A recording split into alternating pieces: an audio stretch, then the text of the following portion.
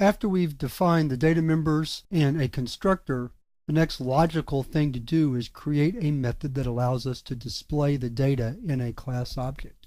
And there's a very standard way to do that, and that's using something called a toString method. In fact, it's so common that it's built into the language. I haven't mentioned this yet, but as an object-oriented language, C# has a built-in object called object, and all other objects inherit from the object class.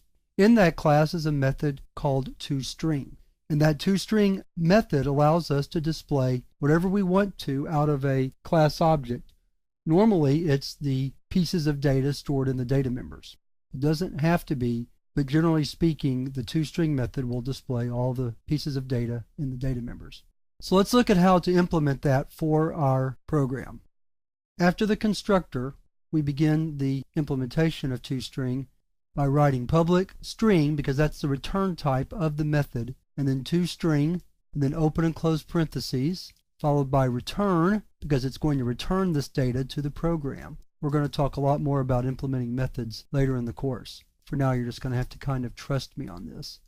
So we have a return first plus a space plus the middle plus space plus last to return the name in a form we can read. Now that we're finished with the definition, let's see if it works. I'm just going to tell you right now, we're going to probably get an error, but I'm doing that on purpose. So we're going to create another object. Here we go. Then we want to write out the name using toString. So we call the method like so.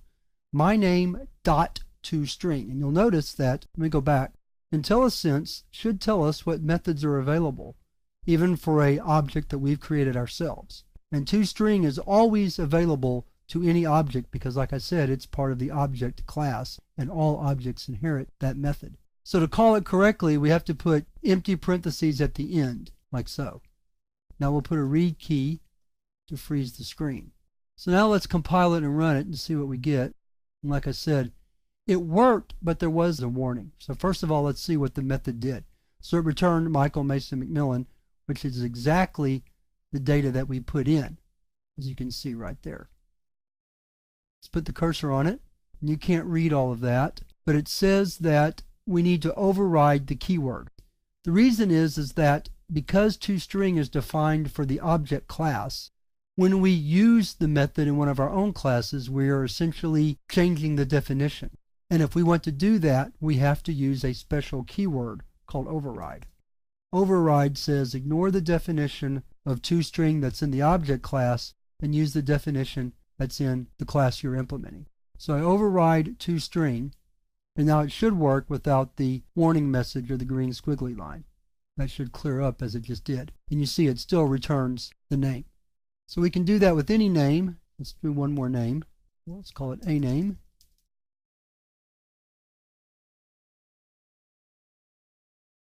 And don't worry yet about that error under new name. We'll probably be able to clear that once we get, they see it cleared its own self. Ah, there's an error. I typed a colon instead of a semicolon, so let's change that.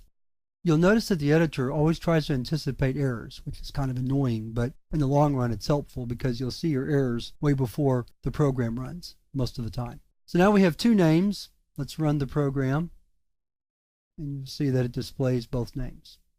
So toString is a standard method that most or all classes need to implement that allows us to return the state of an object, and that's just by returning whatever is stored in the data members of that object at the time the toString method is called.